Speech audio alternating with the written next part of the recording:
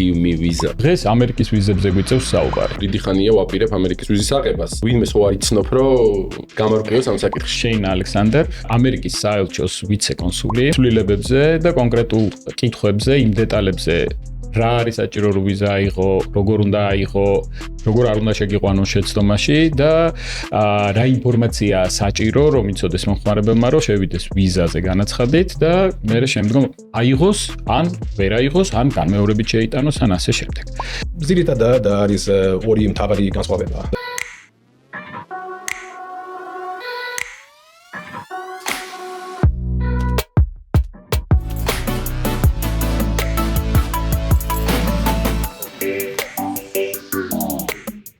გიო, დღეს ამერიკის ვიზებზე გვიწევს საუბარი. და მიხარია, იმიტომ რომ დიდი ხანია ვაპირებ ამერიკის ვიზის აღებას და არ ვიცი როგორ უნდა ავიღო ამერიკის ვიზა და ვინმე სხვა არ იცნობ, რომ გამარკვიოს ამ საკითხში. კი, ვიცნობ და დღეს გვყავს სტუმარი შეინ ალექსანდერ, ამერიკის საელჩოს ვიცე-კონსული, რომელიც ცვლილებებზე და კონკრეტულ კითხვებზე, იმ დეტალებზე, რა არის საჭირო რომ ვიზა აიღო, როგორ უნდა აიღო, როგორ არ უნდა შეგიყვანოს შეცდომაში და რა ინფორმაციაა საჭირო რომ იცოდეს მომხმარებელმა რომ შევიდეს ვიზაზე განაცხადით და მერე შემდგომ აიღოს, ან ვერ აიღოს, ან განმეორებით შეიტანოს, ან ასე შემდეგ. პირველი მინდა ვკითხო, დიდი მადლობა ჯერ ერთი რომ გვეწვიეს სტუმრად. ძალიან მნიშვნელოვან საკითხზე ვსაუბრობ და ძალიან საინტერესო საკითხი არის, ყველასთვის საინტერესო არის, იმიტომ რომ როგორც იცი, ძალიან ბევრი მსურველი არის რომ ეწვიოს ვიზიტით ამერიკას, ამერიკის შეერთებულ შტატებს და მინდა მოკლე ინფორმაცია, ვინ არის შეინ ალექსანდერი, გარდა იმისა, რომ ვიცე-კონსული არის საელჩოში. რა თქმა უნდა, მე ვარ შეინ ალექსანდერი, როგორც თქვა, მე ვარ კალიფორნიიდან, მე ჩემი პირველი როლი ცხოვრებაში არის როგორც მამა, რა თქმა უნდა, მაგრამ მეორე არის როგორც ვიცე-კონსული ამერიკის საელჩოში. ჩემი მთავარი როლი იქ არის ამერიკელების დახმარება, მაგრამ ხანდახან მე ვარ პანჯრასთან, მე ვარ ინტერვიუზე და მე მესმის ეს სისტემა. ამიტომ ვფიქრობ, ეს არის კარგი შესაძლებლობა სწორი ინფორმაციისთვის. რამდენი ხანია რაც საქართველოში ხარ? 1 წელი ახლა. 1 წელი. და როდის დაიწყე ქართული ენის სწავლა? მე სწავლობდი ვაშინგტონში, XVT-ს და რა თქმა უნდა, ჩემი გარემო არის ძალიან სასარგებლო ენის წოდნა საქართველოში და კი. ძალიან საინტერესოა რომ იცი ქართული და ძალიან კარგად ლაპარაკობ ქართულად და დღეს ეს პოდკასტი იქნება ძირითადად გამიკვირდა სხვათა შორის მე მეგონა რომ ინგლისურად მომიწევდა ლაპარაკი და ხო ნერვიულობდი რაღაცებს ვინიშნავდი რომ როგორ ვკითხო მეთქი give me visa visa okay და სიამოვნოა რომ მოხვედით ჩვენთან პოდკასტში მიმედია რომ საინტერესო ინფორმაციას გავიგებთ შენ ხარ კალიფორნიიდან ხო კი გიყვარს თუ არა სიმღერა Californication აბა არის რა თქმა უნდა ჩანაწერისთვის უნდა ვიკითხო თუმცა მანამდე კითხე და მათ შორის ჩემი საყვარელი სიმღერაა. კი. გადავიდეთ ჩვენ დროში ისევ შეზღუდული ვართ თუ როგორ არის დღეს? კი, ყოველთვის როგორც აი მათრახი მოიტანა დღეს ჩვენმა მარკეტინგმა და პოდკასტ არეაში, სადაც წერთ ამ პოდკასტს უიკიდან გვიქნევენ თითებს, რომ რაც შეიძლება ჩქარა დაამთავრეთ, თორე ვერ ვეტევით დროში და მაშინ პირდაპირ საქმეზე რო გადავიდეთ? გადავიდეთ. ხო, მე ბოლო დროს ყველა ვიცით სამწუხაროდ თუ არ ვიცი როგორ, მაგრამ შეიცვალა ვიზის გაცემის პროცედურები საქართველოს მოქალაქეებისთვის. და დეტალურად რო ვთქვათ, აქამდე გარკვეული წლების განმავლობაში საქართველოში ადამიანს შეეძლო აიღო 10 წლიანი მულტივიზა, რაც გულისხმობდა, რომ 10 წლის განმავლობაში შენ მრავალჯერ შეგეძლო, რომ ჩასულიყავი ამერიკის შეერთებულ შტატებში. რა თქმა უნდა არსებობდა რისკი რომ ადგილზე შეიძლება უარი ეთქვას შესვლაზე, მაგრამ ძირითადად ეს 10 წლის განმავლობაში რამდენჯერმე ვიზიტს ახორციელებდი. დღეს შეიცვალა ეს. ხო, და ამასთან დაკავშირებით მინდა რომ ცოტა უფრო მეტი ინფორმაცია გავიგოთ, იმიტომ რომ არის მითები, ჭორები, რაღაც ინტერნეტში რაღაც ფორუმებზე დაწერილი გაუგებარი ისტორიები და ვინ შუამავლები, უცნაური შუამავლები, ფროდები ამ თანხებთან დაკავშირებით, ხო, და ასევე უცნაური სქემები, რომლებიც რეალობაში არ მუშაობს. Yes. და ვინ თუ არა შეინი იქნება ეს ადამიანი, რომელიც აი ესე პირველ პირში გაგვარკვევს ამ ამბავში, რომ განსაკუთრებით მნიშვნელოვანი და ყველაზე ესეთი ყბადაღებული, ანუ ხმაურიანი თემა არის ეს ვიზა ბონდი, ანუ ვიზის საგარანტიო თანხა, რომელიც აქამდე არ არსებობდა და ეხლა გაჩნდა და ხალხი კითხულობს, რომ როდის უნდა გადავიხადო ეს არის რა ქვია, გარანტია ერთჯერადად იხდი, ბევრჯერ იხდი ყველაფერი ამის შესახებ ყველას გვაინტერესებს და რაც იცი ყველაფერი მოგვიყევი. ჩიტკოდებიც გითხარი რაღაცეები, რომ ჰინტები როგორ ჰინტები გითხარი, რომ გავუყურეთ რა. Okay, კი. მოგვიყევი რა შეიცვალა და ამის დეტალები მაინტერესებს ძალიან. გულწრფელად მართლა მინდა მეც ვიზის აღება და Okay, კი, კარგია, არ არის პრობლემა და ძალიან დიდი მადლობა ამის შესაძლებლობის. Ძირითადად არის ორი მთავარი განსხვავება. Როგორც თქვა, ახლა არსებობს ეს 10-იანი მრავალჯერადი ვიზა და ეს ნიშნავს დღეს ჩვენ გვაქვს მარტო 3-თვიანი ერთჯერადი ვიზა. ეს არ ნიშნავს, რომ თქვენი მოგზაურობა ამერიკაში იქნება 3 თვე, ეს ნიშნავს, რომ ამ ვადას განმავლობაში აქვს უფლება წავიდეთ ამერიკაში და სხვა ზღვარზე არის ერთი ოფიცერი, ვინც გადაწყვეტს რამდენი დღე იქნება თქვენი მოგზაურობა. და ჩვეულებრივად ეს გაჩნია მოგზაურობის მიზეზს. ეს ბუნებრივი. კი, რა თქმა უნდა. და მეორე განსხვავება არის, რომ ეს ვიზა ბონდი სისტემა არსებობს და ეს შეიცავს ბევრი ქვეყანა, ეს არ არის მარტო საქართველო, მაგრამ კი, ფუნდამენტურად არის დეპოზიტი. თუ ერთი ტურისტი არ ბოროტად იქნებს მათი ვიზა, ეს თანხა დაბრუნდებს მისი ბანკში, ცოტა დაახლოებით 45 დღის მოგზაურობის შემდეგ.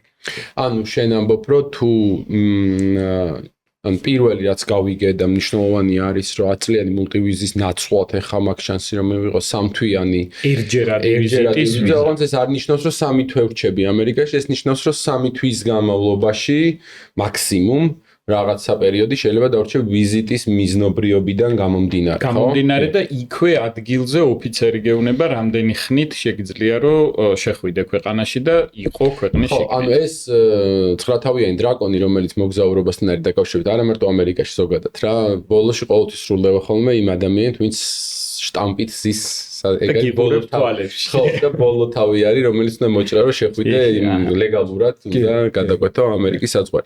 გასაგებია. ერთი რაღაც და ანუ ეს არ არის მარტო ქართველების პრობლემა, როგორც მივხვდი, ხო? ანუ რამდენად ბევრ ქვეყანას შეეხება ეს საკითხი და არის მეტი ვიდრე 60 ქვეყანა. ოკეი. ნუ ნახევარი მსოფლიო. კი. ხო, ვისაც ვიზები ეკუთვნის საერთოდ, იმიტომ რომ არის ქვეყნები, ვისაც ვიზა არ ეკუთვნის ევროკავშირის ქვეყნების ნაწილი მაგალითად, რომელსაც არ ჭირდება. არ ჭირდება. ხო, არ ჭირდება. ოკეი.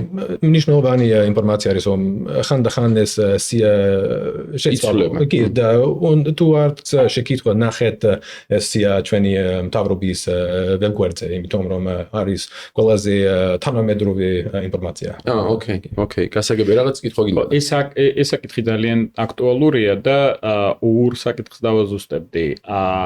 ვიზა განისაზღვრება კონკრეტულად ადამიანის მიხედვით როგორ ვიზას აიღებს, მოეთხოვება ვიზა ბონდი, არ მოეთხოვება ვიზა ბონდი, შეიძლება მრავალჯერადი ვიზა ავიღო, თუ ყველასთვის ერთნაირი არის.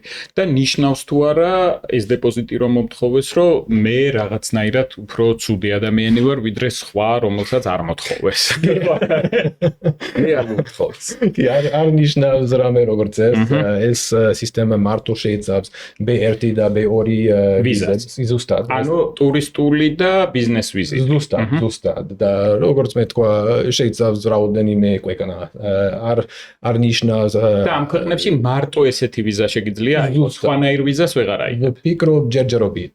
ჯერჯერობით ესე არის. მხოლოდ ესეთი ვიზა შეგიძლია რომ აიღოს და ამ ეს დეპოზიტი შეგაქვს. კი, ზუსტად. კი, გასაგებია. ანუ რეალურად დღეს თუ ამერიკის ვიზა გინდა აიღო, ავტომატურად ნიშნავს, რომ განაცხად შეიტან მოგცემენ 3 თვიან ეგრეთ წოდებულ 3 თვიან პირობით ერთი ვიზიტით ვიზას, ანუ როგორც კი ამ ვიზას ჩაგირტყავენ 3 თვის განმავლობაში შეგიძლია ჩახვიდე ამერიკის შეერთებულ შტატებში და იქ განისაზღვრება რამდენი დღე შეგიძლია იყო ამერიკის შეერთებულ შტატებში. მაგამდე უნდა გადაიხადო ვიზა ბონდი, ანუ საგარანტიო თანხა ზუსტად. და ამაზე მინდა რომ უფრო დეტალურად ვილაპარაკოთ რა როგორ რანაირად რომ მე აი ეს ყველა კითხვას გავუცეთ პასუხი და ეს თანხა როგორც კი ჩამოხვალ დაგიბრუნდება უკან. ანუ 90 დღის მერე დაგიბრუნდება უკან. სანამ პროცედურულ დეტალებზე გადავალთ. ბუნებრივი ხელ რაღაცა კითხვები არის რომელიც თავში მომდის და დარწმუნებული ვარ ჩვენ მაყურებლებსაც პირველი ეს კითხვები გაუჩნდებათ. წევან შენ თქვი რომ სია ნახდება, ანუ იცვლება, ეს არ არის რაღაცა დაფიქსული. ანუ შეიძლება ერთი თვის მერე სხვა სიტუაცია ქონდეს, ერთი წელს მერე, ანუ პირველი კითხვა გამიჩნდა, რომ ეს ცვლილება, რომელიც მე მგონი რაღაც ეხა ხან შევიდა ძალაში, ხო, 1-2 თვეა. ანუ წელს მოდი ესე ვთქვა, ხო. ანუ არის შანსი, რომ ისე უკან შეტრიალდეს, როცა ეს მულტივიზები 10 წლიანი შესაძლებელი იყო. დღესთვის ეს არის ჩვენი მარტო გზა. B1 და B2 ვიცესტივის. მარტო სამთვიანი და ერთჯერადი. მოვალში არ ვარ დათმობილი. ხო, ანუ არ ვიცით, შეიძლება სულ ესე დარჩეს, შეიძლება ისევ დაუბრუნდეს იმ პერიოდს, როდესაც ჩვენ ვიღებდით 10 წლიან მულტივიზებს. ხო, ანუ ეს არ არის სატესტო რეჟიმი, ეს არ არის რაღაცა კონკრეტული ვადით განსაზღვრული ესეთი სქემა, ეს არის გადაწყვეტილება, რომლითაც მუშაობთ და ნუ ახალი გადაწყვეტილება შეიძლება იყოს, შეიძლება არ იყოს რა, ანუ ხო, ეგ გავუკეპარეთ. ოკეი, და მეორე კითხვა არის, რამე დავაშავეთ? რატო შეიცვალა მით? რატო შეიცვალა? ყველას ეს კითხვა ექნება, რატო შეიცვალა ეს? რა გავაკეთეთ ცუდად და რა უნდა გავაკეთოთ კარგად, რომ ისე უკან დაბრუნდეს ყველაფერი. რატომ საქართველო არის ოკეი, კარგია. ოკეი, არ არის ერთი მიზეზი, რატომ ეს სისტემა არსებობს, არის სხვადასხვა. ერთი მიზეზი არის overstays მაჩვენებელი და ეს არის დიდი პრობლემა და ეს ნიშნავს, რომ შეიძლება ერთი ტურისტი რჩებდა მეტხანს ვიდრე მას აქვს უფლება ამერიკაში და ეს არის არალეგალურად და თუ შეიძლება მუშაობდა არალეგალურად ამერიკაში. მეორე არის თაღლითობების რისკი. ჩვენ გვაქვს ბევრი მაგალითი, სადაც ინფორმაცია აპლიკაციაზე ყავი იყო და შეიძლება ეს მოგზაურობის მიზეზი ძირითადად თაღლითობი იყო და ეს ასევე არის რისკი ჩვენთვის და მესამე მიზეზი არის მარტო ზოგადი ამერიკის საერთაშორისო პოლიტიკა და ეს არის სპეციფიკურად საქართველოსთვის, მაგრამ ზოგადად ხო მესმის. ანუ რეალურობაში გვაქვს ესეთი რაღაცა სტატისტიკა, მოდი ესე ვთქვათ, არალეგალური ემიგრაციის სტატისტიკა, რომელიც სამწუხაროდ არ არის კარგი საქართველოს სასარგებლოდ. მეორე არის ინფორმაციის შევსებასთან დაკავშირებით და ამაზე მინდა უფრო დეტალურად რო ვილაპარაკოთ. ხშირად გვხვდება ხოლმე შუამავლები, რომლებიც გივსებენ განაცხადს, ინფორმაციას, რეკომენდაციებს გაძლევენ. რამდენად უნდა ვისარგებლოთ ამითი და თუ ვსარგებლობთ, რას უნდა მივაქციოთ ყურადღება, რომ აი ზუსტად იქამდე არ მევიდეთ, რაზეც ახლა ვსაუბრობთ რა. ყალბი ინფორმაცია არ ნიშნავს იმას, რომ მე როდესაც ვავსებ ვიზას, ვიღაცა შუამავალი, რომელიც თვლის, რომ ეს ჯობია, რომ ესე გააკეთოს, ჩამიწეროს რაღაცა რა და ნამდვილად არც ვაპირებდი არავის მოტყუებას, მაგრამ ნუ ეს ინფორმაცია არ არის ზუსტი ინფორმაცია იმის შესახებ, რასაც მე ვაკეთებ და რაც მე უნდა მეწეროს რა და ამაზე მინდა რომ მეტი ინფორმაცია მოგვაწოდო, ანუ ამ შუამავლებზე როგორ ვიფრთხილოთ, ესე ვთქვათ, რომ ზუსტად აი ამ ჩიხში არ შევიდეთ. კი, ეს კარგი შეკითხვა არის. ხშირად ჩვენ გვაქვს ეს შეცდომა, თუ შეიძლება ერთი ტურისტი აკეთებს ერთი ტურისტულ სააგენტო და ეს მესმის რატომ ეს ტენდენცია არსებობს, მაგრამ აპლიკანტის პასუხისმგებლობა არის დადასტურებული ყველა ინფორმაცია. ჩვენთვის ინტერვიუზე. ანუ მე ვავსებ, ვინც არ უნდა მეხმარებოდეს, ჩემი აპლიკაციაა და მე ვავსებ ამ აპლიკაციას. მე ვარ პასუხისმგებელი რა წერია შიგნით. ანუ ვინც არ უნდა ჩამიწეროს ინფორმაცია, მე უნდა წავიდე და წავიკითხო თავიდან ბოლომდე რამდენად შეესაბამება სიმართლეს შიგნით რაც წერია. ზუსტად და იმიტომ რომ ინტერვიუზე ეს არის ჩვენი პირველი შტაბეჭდილება. თუ ინფორმაცია არის ისტორია, არის ზუსტი, ეს როგორ გავაგრძელებთ ინტერვიუსთან. ჩვენ არ გვაქვს საკმარისი ინფორმაცია და ეს პრობლემა არის. ანუ გამჭვირვალობის სესხებზე რასაც ვამბობთ, რაც გაურკვეველი არის, ან რაც ცდება ლოგიკას და იმ რეალობას, რაც არის, რა თქმა უნდა, როგორც საკრედიტო მენეჯერს შეაქვს ეჭვი მერე, რომ ეს უფრო უარესად უნდა იყოს, ზუსტად იგივენაირად არის აქაც, ხო? ანუ თუ არაზუსტი არის ინფორმაცია, ან ცდარი აქ განსხვავდება ინფორმაცია, ავტომატურად ჩდება ეჭვი, რომ იტყუები. ხო, ნუ ეს სამწუხარო რეალობა არის. მე ყოველთვის შიფრება. ხო, ან იშიფრება ეგ ერთი არის და მეორე ნაწილი არის, რომ როგორც კი გაურკვევლობა ჩდება, ავტომატურად გიჩდება შენ ეჭვი, რომ ესე იგი რაღაცას მიმალავ, რაღაცა ინფორმაციას მიმალავ, ზუსტად იგივე არის ეს ხიზგაცემის დროსაც და ზუსტად იგივე არის ვიზის აღების დროსაც. ანუ მე ვარ პასუხისმგებელი იმ ინფორმაციაზე, რა ინფორმაციასაც ვავსებ და ვინც არ უნდა გივსებდეს ამ ინფორმაციას, შენ უნდა დეტალურად წაიკითხო რა ინფორმაცია საწვდი, რომ შემდგომში გასაუბრება იქნება თუ სხვა ადგილი იქნება, ზუსტი იყოს ეს ინფორმაცია და არ ცდებოდეს რეალობას. მათ შორის ყველაზე ხშირი სხვათა შორის იყო ხოლმე აი ვიზიტებთან დაკავშირებით, აი რომელ ქვეყნებში რა ვიზიტები გქონდა და მაგ თარიღებში აქვთ ხოლმე აცდენები ხშირ შემთხვევაში რა, ანუ აი როდის ჩავიდა, როდის გამოვიდა და რაღაცეები და მან მიაქციონ ალბათ უნდა მნიშვნელოვანი არის რომ მიაქციონ ყურადღება რა. ერთი რაღაცა მინდა რომ დავაზუსტო წეღან შენ ახსენე overstays კონტექსტ საკითხი და მაგაზე მაინტერესებს ანუ რა სტატისტიკა არსებობს ზოგადად ანუ როგორ ვითვლით ანუ აი სულ მახსოვს ადრე რომ სანამ ევროპაში უვიზოთ მოგზაურობის ამბავი შესაძლებელი გახდებოდა ძალიან ეგეთი წესი იყო რომ მოკლედ რომ ჩამოხვიდოდი საფრანგეთის საელჩოში იყო რაღაც რომ ჩამოხვიდოდი უნდა მისულიყავი უკან საელჩოში და გეთქვა რომ ჩამოვედი ვაფშე არ ვიცი ეგ სწორი იყო თუ შეიძლება უბრალოდ გვეუბნებოდნენ რომ მოდიო რა და რამდენჯერმე მქონდა ცხოვრებაში ეგეთი გამოცდილება რომ მივედი და უთხარი რომ გამარჯობათ დაუბრუნდი ყველაფერი გზია ხელი ჩამოვართვის წამოვედი მე ევროკავშირის შემთხვევაში იყო კიდევ რომ რომელი ქვეყნის ვიზასაც იღებდი ჯერ პირველი იმ ქვეყანაში უნდა ჩასულიყავი და მარტო მერე წასულიყავი სხვა აბსოლუტურად კი ბატონო და მანდ იყო ნიუანსი რომ ეს ბოლო დღე როცა ანუ რაღაც ისი არ მოხდეს რომ აი დღევანდელი დღის ჩათვლით მაგ ვიზა და ვერ გამოვასწრო იქიდან რა ანუ აი თუ მაგალითად დღეს არ ვიცი თვის ბოლოს გაზდის ჩემს ვიზას ვადა და მე ხვალ წამოვედი იმ ქვეყნიდან ეს ნიშნავს რომ overstay და всё უკვე დაინგრა ყველაფერი გაფუჭდა ჩემი სტატისტიკა მეტი ვეღარ ავიღებ ვიზას აი მაგალითისთვის რო ვთქვა თვითმფრინავი გადამიდეს რა თუნდაც ან რავი დამაგვიანდა მე თვითონ დამეძინა რა ვიცი მე ხა ერთი დღე ან ორი დღე ნიშნავს რომ ეს უკვე overstay სტატისტიკაში ვარდება და ამის გამო ქვეყნის სტატისტიკა ფუჭდება პირობით და ჩემი პირადი პროფაილი ფუჭდება ეს არის ნეგატიური ასპექტი. ვფიქრობ ეს სტატისტიკა არის მარტო მთავრობის სტატისტიკა. ეს არის საჯარო ინფორმაცია. მე არ ვარ ექსპერტი როგორ არის ეს სტატისტიკა მე არ ვარ ამ განყოფილებაში, მაგრამ თუ უნდა ნახეთ ეს სტატისტიკა თუ ეს მონაცემები არის მთავრობის ვებგვერდზე. აჰა. ოკეი. შენ არ ხარ სტატისტიკის დეპარტამენტში, შენ არ შეგარითვლი ამას, მივხვდი, მაგრამ აი თვითონ ეს პროცედურულად ანუ ჩვენ მაქსიმალურად უნდა შევეცადოთ, რომ როდესაც წასვლის დღე მაქვს და როდესაც წამოსვლის დღე მაქვს, აი ამ შუალედში მოვხვდე, რაც არ უნდა იყოს. მოდი მე გეტყვი სტატისტიკას, ანუ რა გამოცდილებაც მე მქონდა სანამ მულტივიზები შემოვიდოდა და დღის მდგომარეობითაც რა არის.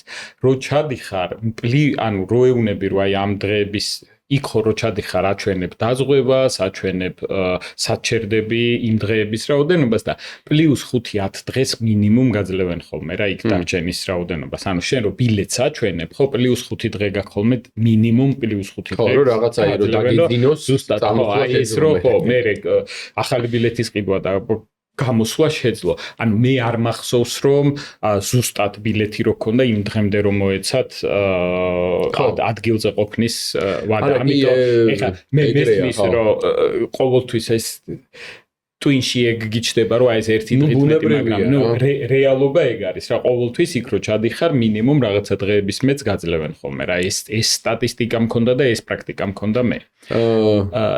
აქ ალბათ კითხვა იქნება მულტივიზას როდესაც იძლეოდნენ და დღეს როდესაც იძლევიან ვიზებს მიდგომები შეიცვალა თუ არა ანუ შეფასება ადამიანის უნდა მიიღოს ვიზა თუ არ უნდა მიიღოს ეს შეფასება შეიცვალა უფრო მკაცრია თუ არა ეს არის განსხვავებული შეფასება ზუსტად იგივენაირად შეფასება არის უბრალოდ პროცესი არის რომ ადრე გაძლევდნენ 10 წლიან მულტივიზას დღეს გაძლევენ ერთჯერად 3 წლიან ვიზას ზუსტად მულტივიზა აღარ არსებობს საერთოდ საქართველოს მოქალაქეებისთვის და იმ 60 ქვეყნის მოქალაქეებისთვის მულტივიზა აღარ არსებობს.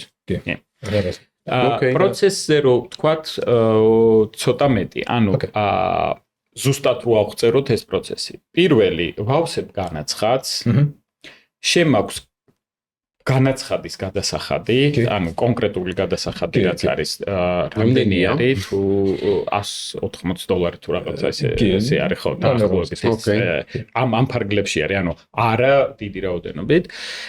მერე მიბარებენ, ანუ ჯავშნი ვიზიტს მივდივარ, ვაბარებ საბუთებს. საბუთების ჩამონათვალი საიტზეც არის, ვებგვერდზეც არის და ადგილზეც შეიძლება მოითხოვონ დამატებითი ან ნაკლები საბუთები.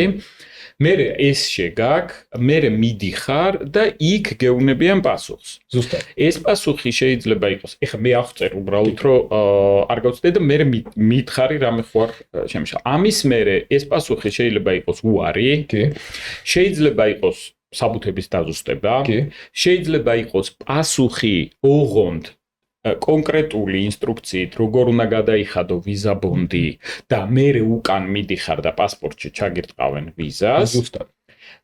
და მესამე ვარიანტი არ არსებობს. მეოთხე ვარიანტი არ არსებობს. ანუ ეს სამი ვერსია არის. უარი, პირობითი თანხმობა, რომ რაღაცა დოკუმენტებს ვაზუსტებ, უпроსტად პირობითი უარი და პირობითი თანხმობა, რომლის შემდეგაც მიდიხარ და იხდი ამ თანხას. რამდენია ვიზა ბონდი?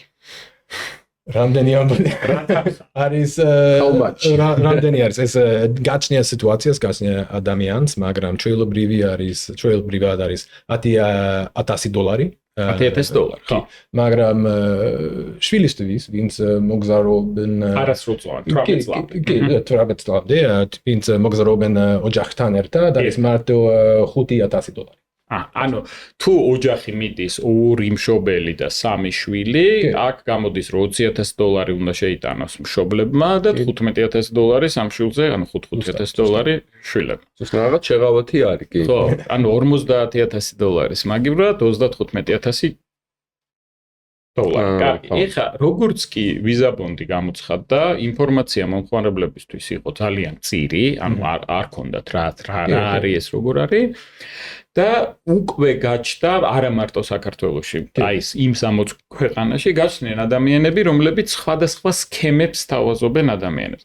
აი მე ხარ მოდი თაღლითობები. ერთი არის ფროდი, აი ყველაზე გავრცელებული რაც არის ფროდი არის, რომ გეუნებიან რომ ეხა შენ უნდა გადაიხადო ეს თანხა, აი ვიზა თუ გინდა თანხო როგორ ეძებ ხო აი ვიზა ამერიკის ვიზა და იქ არის რომ ეხლა მე $10,000 გადაიხადე და სულ ვიზა გაქვს რა ეს უკვე ტყუილია ეს უკვე ტყუილია იმიტომ რომ $10,000 მხოლოდ და მხოლოდ საელჩოში ვიზიტის მერე კონკრეტული ინსტრუქციით გაქვს და ამ თანხას რიცხავ საელჩოს მითითებულ ანგარიშზე, რომელიც ირიცხება ამერიკის შეერთებული შტატების მთავრობაში და უკან გიბრუნდება ვიზიტის შემდეგ, ანუ 90 დღის მერე რა, ანუ აი ამ ვიზის ხანგრძლივობის შემდეგ. კი. და მხოლოდ ვიზიტის შემდეგ არის. მეორე სქემა არის კიდევ უფრო ჩახლართული. როდესაც შუამავლები ჩდებიან განაცხადს ვინც გივსებენ, ხო? ანუ ეს ვიცით ყველამ რომ არსებობს ესეთი მომსახურება, ვიღაცისთვის ეს შეიძლება დიდი კომფორტი არის, იმიტომ რომ არც ის ზუსტად რა როგორ რანაირად უნდა შეავსოს, მაგრამ კიდევ ერთხელ ის არის შესაძლებელი სხვათა შორის. მაგრამ პასუხისმგებელი შენ ხარ მაინც რა, ანუ ძალიან ყურადღებით უნდა შეავსო და შენ უნდა წაიკითხო რა წერია შიგნით, იმიტომ რომ ამ გასაუბრებაზე თუ ეს არ შეესაბამება რეალობას, შეიძლება მარტო მაგიტო გითხრან უარი, რომ არ შეესაბამებოდა, მაგალითად შენი თვალის ფერი არ შეესაბამებოდა იმ რეალობას და მაგაზე შეიძლება გითხრან უარი რა, ანუ ეს ძალიან მნიშვნელოვანი არის, რომ მაგას ყურადღება მიაქცია. და მეორე ნაწილი, ამაში უკვე გაჩნდა ესეთი სქემები, რომ შუამავლები გეუნებიან, რომ შენ ეს $10,000 გჭირდება, ოღონდ ხან ეს $15,000-ია, ხან $20,000 შეიძლება იყოს და ეს ეხლავე გჭირდება. მე მოგცემ შენ სესხს ამისთვის. აი დღესვე, ჯერ არ დაგვიწყია მუშაობა რა და ამ სესხზე გარიცხავს პროცენტს. ეს რამდენად რეალური არის და ვინ იხდის ამ თანხას რა, მე უნდა გადავრიცხო თუ ვიღაცა შუამავალმა უნდა გადამირიცხოს? არის თქვენი პასუხისმგებლობა. ეს ამ ტიპის სისტემა არ არსებობს, არის მარტო აპლიკანტის როლი ამ სიტუაციაში. და როგორც მე თქვა, უნდა იყოს ინტერვიუის შემდეგ, იმიტომ რომ ეს არის დიდი რისკი ხალხისთვის. ვფიქრობ, დაბნეული არის ეს პროცესი და მე მესმის რომ შეიძლება არის სხვა ინფორმაცია, სხვა კალბი ინფორმაცია და ეს რთული არის, მე მესმის. მაგრამ თუ ერთი აპლიკანტი აკეთებს ეს პროცესი პირდაპირ ჩვენი მთავრობის ვებგვერდზე, ნაკლი რისკი არსებობს. ამ ტიპის მაგალითში შეიძლება სხვა ხალხი აქვს შეთავაზება შეიძლება უფრო ნაკლი თანხისთვის ეს ტყუილი არის ფუნდამენტურად დახტული არის. გასაგებია. ანუ რეალურად შუამავალი შენს მაგ ერთი რომ ამ დეპოზიტის გადახდა არ ნიშნავს აუცილებლად რომ ვიზას მიიღებ. ჯერ უნდა მიიღო თანხმობა, მერე უნდა გადაიხადო ვიზის საგარანტიო თანხა. კი, სად პროცესში.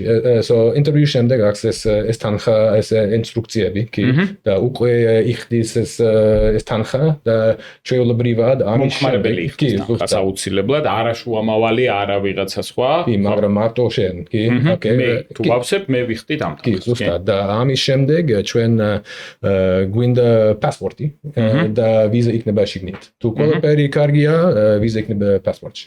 კარგი.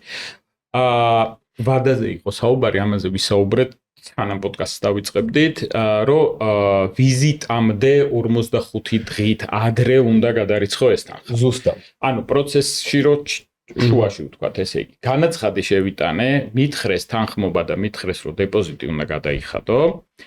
45 დღით ადრე გადავრიცხე ეს თანხა და 45 დღის მერე წავედი ამერიკაში, ანუ ამერიკის შეერთებულ შტატებში უნდა შევიდე 45 დღის შემდეგ. ამ შუალედში პასპორტიც უნდა როგორც კი გადავრიცხავ ამ თანხას მეორე დღეს მოვდივარ საელჩოში პასპორტით, აი მე საბუთით რომ გადავრიცხე ეს თანხა და ეს პასპორტი მომაქვს საელჩოში. გასაგებია. მე მაქვს რამდენიმე კითხვის და არა, საერთოდ მილიონი კითხვა მაქვს, მაგრამ რაღაც დროს შეზღუდული ვარ და ორს ვიკითხავ. ერთი ძალიან პრაქტიკული რაღაც მაინტერესებს ეს ამერიკის მთავრობის ანგარიშზე ირიცხებაა, რომ ამბობდი, ანუ ქართული იბანია, რაღაც TBC-ში ან საქართველოს ბანკში ვირცხავ თუ სადღაც იქ შორს. საიდან გადავიცხავ? ანუ საიდან სად ვირცხავ? მაინტერესებს ტექნიკურად, აი რო შევალ ჩემ მობაილ ბანკში პირდაპირ რაღაც ჩავწერ ანგარიშის ნომერს და გადავიცხავ.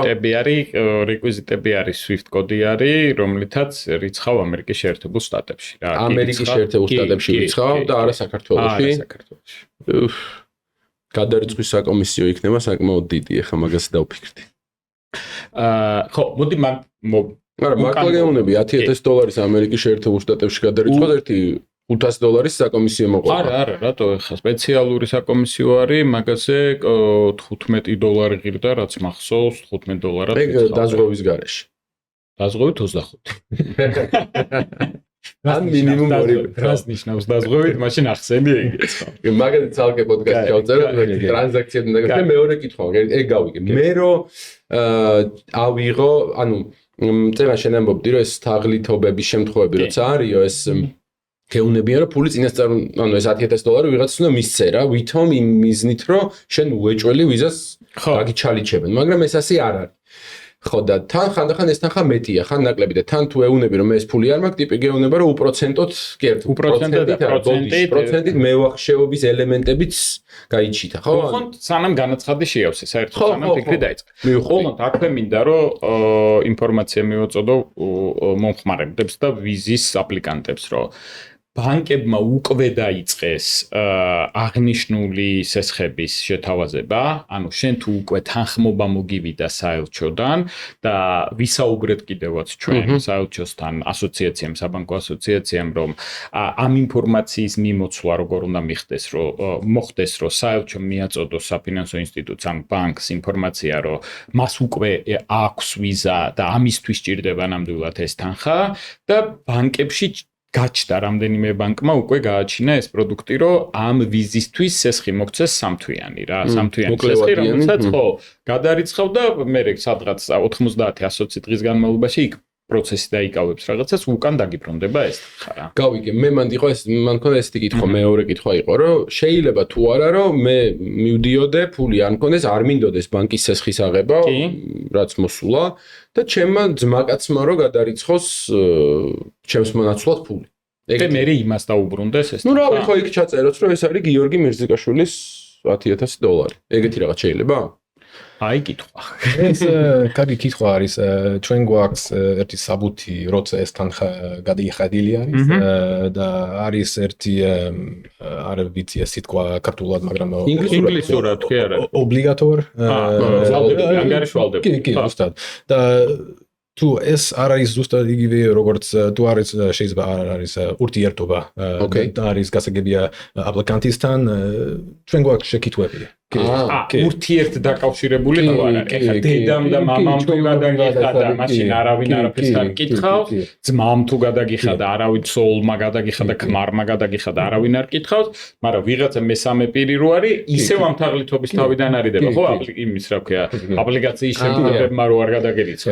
ვიღაცა თუ იხდის ფულს ჩემს ნაცვლად და შენ იქ ნახულობ, რომ ჩაირიცხა ფული $10,000 გიორგი მირზიკაშვილის სახელზე, შენ გაინტერესებს ვინ არის ის ტიპი, ვინც ფული გადამიხადა, ხო? ვინ არის ეს კაცი, ვინ არის ეს რატომ იხდის ეს ფულს? კი, შენთან რა კავშირი აქვს ამ ადამიანს? ანუ ჯობია რომ მე ჩამირიცხო ჩემო ძმაკაცო და მე გადავერიცხო. ეგრე გავიკე რა. ოკეი, ძალიან საინტერესოა, დიდი მადლობა. კაი, ერთი კითხვა მაქვს ასევე შუამავლებთან დაკავშირებით. რა, არსებობენ თუ არა თეორიაში ისეთი ადამიანები, რომლებიც პირობას მოგცემენ, რომ აი 100%-იანი ვიზას გაგიკეთებ ხვალ. აი მე ჩემ ძმაკაცები მყავს იქ და გაგიკეთებ ვიზას. ესეთი თეორიული შანსი არსებობს ესეთი? ეს ყალბი არის ეს არ არის რეალობა.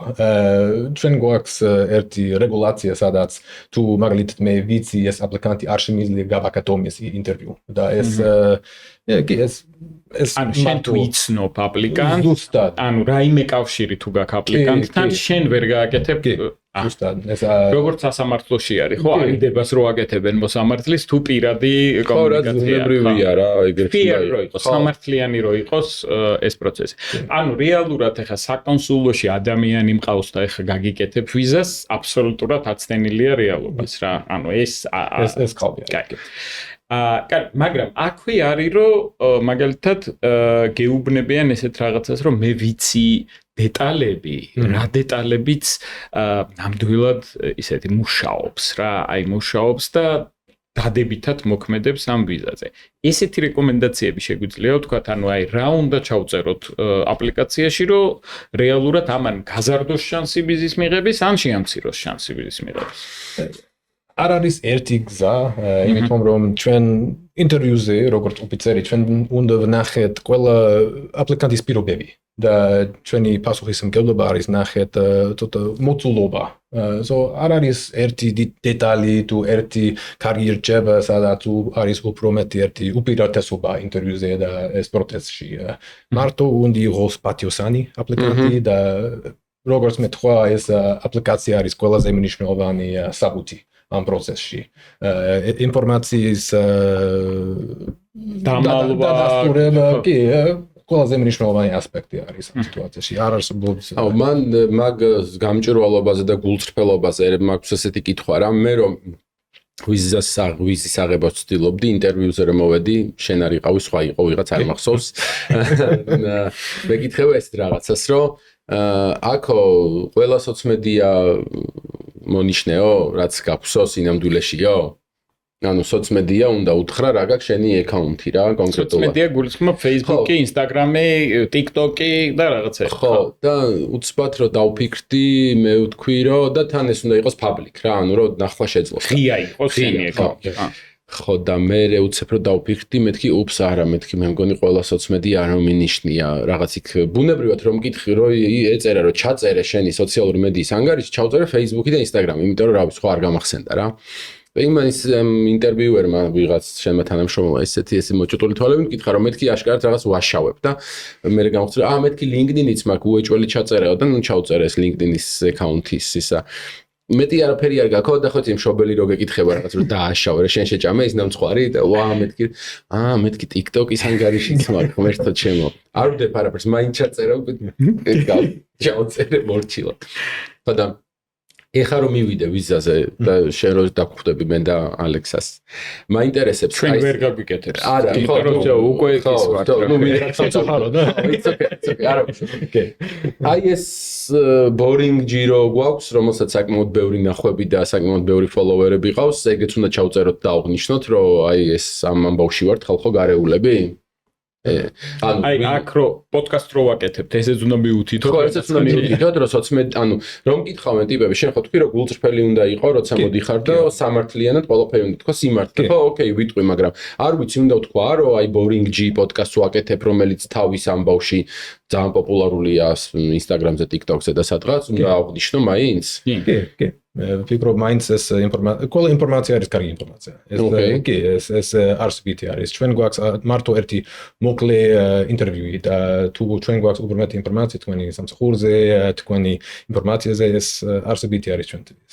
ის უფრო სოციალური აქტივობა არის იმ თვალსაზრისით, რომ იმ ინფორმაციის გავრცელებას ვახდენთ, რომელი ინფორმაციაც მნიშვნელოვანი არის საზოგადოებისთვის და მგონია რომ აი ფინანსებზე იქნება, ფროდებზე იქნება, თუ იმ დეტალებზე იქნება საუბარი, რა დეტალებიც მნიშვნელოვანი არის მომხმარებლებისთვის, რომ უფრო სამართლიანი პირობები მიიღონ, კარგი პირობები მიიღონ და უფრო მარტივი იყოს მათი ცხოვრებისთვის. ანუ ეს სოციალური ქსელები ძალიან საინტერესო არის.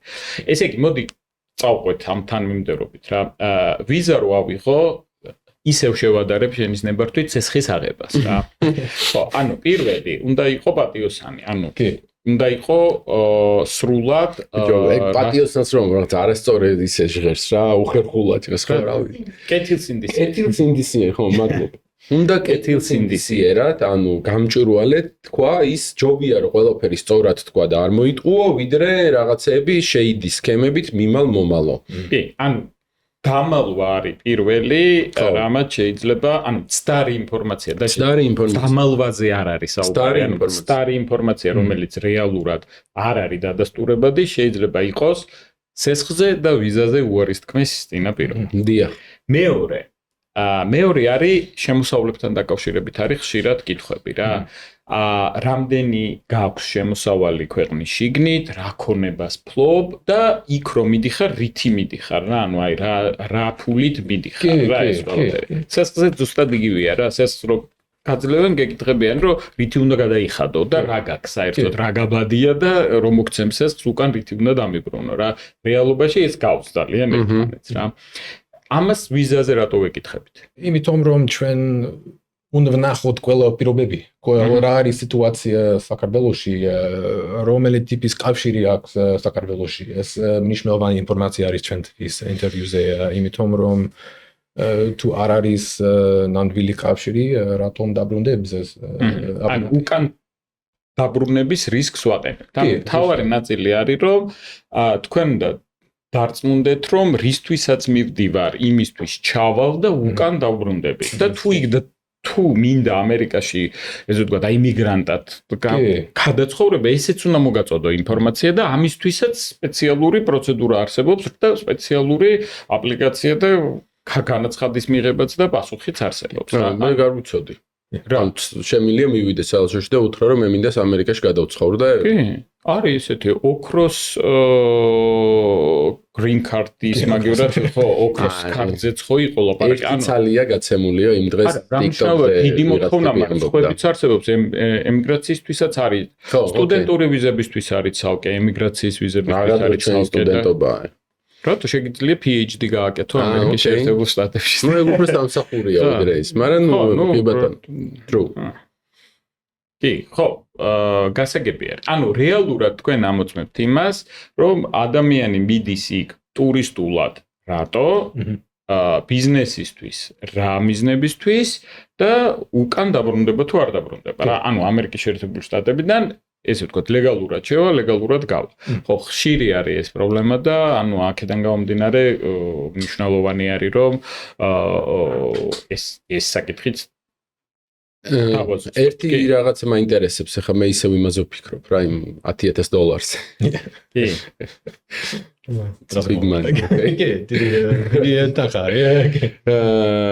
დიდი თანხა და მტკივნეული, ანუ რეალურად ეს საგარანტიო თანხა არის ზუსტად იმაზე, რომ თუ დარჩი ამერიკის შეერთებულ შტატებში ეს თანხა არ დაგბრუნდება რა ანუ ამაზე არის და ეს რეალურად თუ დეპორტი ან რაღაცა იქნება მოხმარდება ზუსტად ამას რომ ხო მესმის ამის უზრუნველყოფას რა რამდენ ხანში ეხა სესხი რო თქვა მაგაზე დავფიქრდი რა ალექსამ თქვა სესხის ისტორია რომ თუ უცებ $10,000 ჯიბეში არ გიდევს რაც ძალიან ბუნებრივია და obvious okay რამდენ ხანში მივიღებ ამ ფულს უკან ანუ წავედი დღეს 45 დღით ადრე უნდა გადაიწყო ანუ ეს 45 დღის ისტორია მაგრა არ მომეწონა და გეტყვი რატო რა ეხა უცებ რაღაც საინტერესო ბიზნეს კონფერენცია ან ბიზნეს მიტინგი რო შეხვედრა რო გაიჩითოს და მე ბიზნეს ოუნერი ვარ ტექ ბიზნესში ვარ და უცებ ვიღაცამ უნდა ამერიკას რომ მოდი ჩამოვირბინე ამერიკაში რამე დილი გავაფორმოთ მე უნდა უთხრა რომ 1-6 თვის მე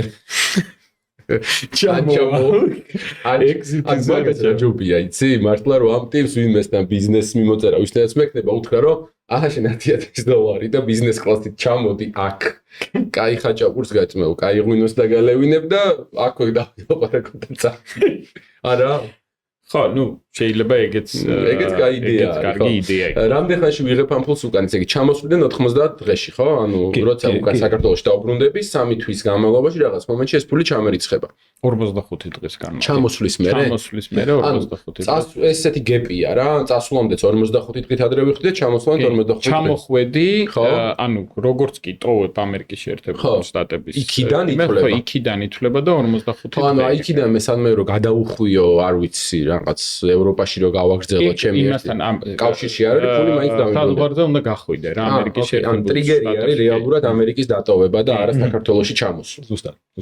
ოკეი. Perfect. კაი, ეგეც გავიგე, ეს ნაწილიც გავიგე, ხო? კითხვასაც თავსავ ძალიან საინტერესო იქნება. დღეს ჯერ არსებობენ ადამიანები, ვისაც ჯერჯერობით მულტივიზა აქვს პასპორტში. ესენი მოქმედია თუ არა? მაინც არსებობს თუ წარსულში აქვს ეს აწლიანი ვიზა მაინც ვალიდია. ანუ იმის ვადის ბოლომდე ვალიდური არის და რო გაუვა მერე უკვე ამაზე გადმოვა ვიზა ბონდზე გადმოვა. გასაგები, ანუ რეალურად მე რო წინასწარ მწოდნო და წავიდოდი და 10 წლიან ვიზაზე შევრო ეს ამბავი იწყებოდა, უნდა მეჩალიჩა 10 წლიანი ვიზა რა.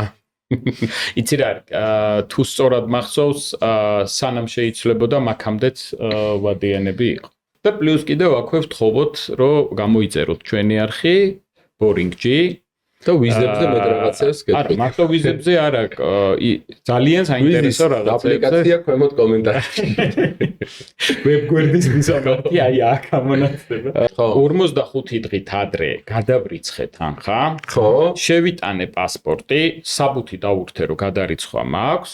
გადარიცხვიდან 55 დღეს წავედი ამერიკის შეერთებულ შტატებში, შევედი ქვეყანაში. გამოვედი, როგორც კი გამოვედი, ამ დღიდან, გამოსვლის დღიდან 30-დან 90 დღემდე იქნება საჭირო, რომ დაგიბრუნდეს ეს თანხა უკან. ანუ, როდესაც საუბრობთ საბანკო დაგვიღეჭა. მოკლე გადახედვა გავაკეთოთ. პროცესთან დაკავშირებით ვიზის განაცხადს ვავსებ. მივდივარ გასაუბრებაზე მეუნებიან პირობითად დადებით პასუხს, მაძლევენ ინსტრუქტაჟს, როგორ უნდა გადავიხადო ეს თანხა, სად ვრიცხავ, როგორ ვრიცხავ, შესაძლებელია ბანკმა მოგცეს სესხი, რომ გადარიცხო ეს თანხა და შემდეგი თანხმობა როდესაც მივიღე. და ხვალ არ მივდივარ ამერიკის შეერთებულ შტატებში. რამდენი ხნის განმავლობაში შემიძლია ვისარგებლო ამ თანხმობით? და მეორე, ძალიან კარგი კითხვა გქონდა შენ, რომ როდესაც ბიზნეს ვიზიტებზე არის საუბარი, მე შეიძლება წლის განმავლობაში მქონდეს 4-5 ვიზიტი. შემიძლია თუ არა წლის დასაწყისში რამდენჯერ მე მივიღო ეს თანხმობა, აი ერთჯერად ვიზიტებზე და მერე გამოვიყენო წლის განმავლობაში ეს ვიზიტები. კი. აი ეს ორი კითხვა მაქვს. კი, ეს ბოლო შეკითხვა ძალიან საინტერესო არის, იმიტომ რომ რა თქმა უნდა ეს ნიშნავანი არის. თუ ერთი ბიზნესმენი მაგალითად იცი რომ მას აქვს რაოდენიმე შეხვედრა ამერიკაში, თუ შეიძლება წინასწარ უნდა დავშინოთ რამდენიმე ვიზო გასაუბრება და ეს არსებითი არის, იმიტომ რომ არის პროცესი, ცოტა ეს არის მთავრობას პროცესი, ამიტომ ცოტა ნელა არის და ვფიქრობ ეს არსებითი არის. აქაც რო არ შეგვეშალოს, ალბათ უნდა მივიტანოთ კონკრეტულად რა ვიზიტები მაქვს, ამისი ინფორმაცია, ხო, მაგალითად კონფერენციაზე მივდივარ, მაგალითად შეხვედრა მაქვს, იქიდან მოწვევა მაქვს, აი კონკრეტულ კომპანიასთან შეხვედრაზე და ასე შემდეგ. ანუ წლის განმავლობაში თუ რამდენიმე არის სასურველია, რაც შეიძლება მეტი ინფორმაცია მივაწოდოთ, რატომ მიწევს რამდენჯერმე ჩასვლა ამერიკის შეერთებულ შტატებში. გასაგებია. კაი, და აქ გქონდა ესეთი რაღაცა. შუამავლებთან დაკავშირებით, თუ ვიღაცა გთავაზობს დახმარებას ვიზის აღებაზე, ყველაზე მთავარი. არავითარი ახლობელი, მეგობარი, ძმაკაცი 100%-იანი ვიზას გაიკეთებს, ეს აბსოლუტურად ტყუილია. განაცხადის შევსებამდე გიწევს მხოლოდ და მხოლოდ განაცხადის ფის, ანუ განაცხადის მომსახურების საკომისიოს გადახდა, რომელიც არ არის $10,000, არამედ არის $200-მდე. ამ საგარანტიო თანხის გადახდა გიწევს მხოლოდ და მხოლოდ იმ შემთხვევაში, თუ დაგიდასტურეს, რომ შენ ვიზა მიიღე და წასვლამდე 45 დღით ადრე რიცხავ ამ თანხას. სხვა შემთხვევაში ამ თანხას არ რიცხავ. გასაგებია. ესე იგი, ხო, ეხა ისეთი ცოტა მითებს რო გადავიდეთ. თუ უარი გითხრეს ერთხელ, ეს ნიშნავს, რომ ყოველთვის უარს გეტყვიან? ეს არ არის ისტორია. გაჩნია პირობებს, იმიტომ რომ ჩვენ გვაქვს ძალიან ბევრი მაგალითი, სადაც შეიძლება ერთი აპლიკანტი წარსულში მისი პირობები არ არის ხო საკმარისი ვიზასთვის, მაგრამ დღეს მისი პირობები განსხვავებული არის და დღეს მას აქვს განსხვავებული შედეგი. გასაგებია. ანუ რეალურად შეიძლება ვიცი ერთი რა. უარი გითხრეს, მაგრამ მე შეიძლება რომ დადებითი გითხრა. ფული თუ გაქვს ბევრი ანგარიშზე. ოკეი, კი, როგორც პირობი. ხო, რა, დეპოზიტი, ანუ სადეპოზიტო ანგარიში. ხო, სადეპოზიტო ანგარიშზე მიდოს $1,000,000. ეს ნიშნავს, რომ მე უეჭველი მივიღებ ვიზას? ეს არ ნიშნავს, იქნება ვიზა და ხანდახან ეს ცოტა შეცდომა არის. იმიტომ რომ როცა ჩვენ ნახეთ ეს ბანკის საბუთი თუ დაფინანსების საბუთი, რატომ წარსულში არაფერი იყო და დღეს არის $1,000,000. ეს აზრი აქვს. კი, აზრი არის. კი, ამბავი. კი, ზუსტად. ოკეი, გავიგე. ტურისტული სააგენტო თუ გიკეთებს ვიზას, ეს აუცილებლად ნიშნავს, რომ ვიზას მიიღებ თუ არა? აუცილებლად ნიშნავს კალბი არის. იმიტომ რომ ეს კი, არ არის გან. კონკრეტული მოწვევა თუ გაქვს კომპანიისგან, ფიზიკური პირისგან, ან ეს მოწვევა არის რაღაც ავტორიტეტული პირისგან, ესეც ავტომატურად ნიშნავს, რომ 100%-იანი ვიზა გაქვს? არა, ეს მარტო არის ერთი პირობა. კარგი არის, მაგრამ ეს არის. კი. პირდასობა არის, რა თქმა უნდა, ეს მოგზაურობის მიზეზი არის გასაგებია, მაგრამ მაინც თუ სხვა პირობები არ არის საკმარისი. კარგი სამსახურში თუ მუშაობ, ეს ავტომატურად ნიშნავს, რომ აუცილებლად ვიზა მეკუთვნის თუ არა? არა, გილოცავ სამსახურისთვის, მაგრამ არ ნიშნავს ავტომატურად იქნება. გილოცავ რომ მუშევარი კარგი სამსახური როგორ ხარია რომ არ მუშევარი. ოკეი. სესხი თუ გაქვს? სესხი ეს ჩვენთვის გაჩნია სიტუაციას, იმიტომ რომ ეს დიპოზიტისთვის შეიძლება ეს არის კარგი პროდუქტი, მაგრამ თუ არის მარტო ინტერვიუსთვის ეს არის შეცდომა. არ ნიშნავს რომ კარგი იდეა.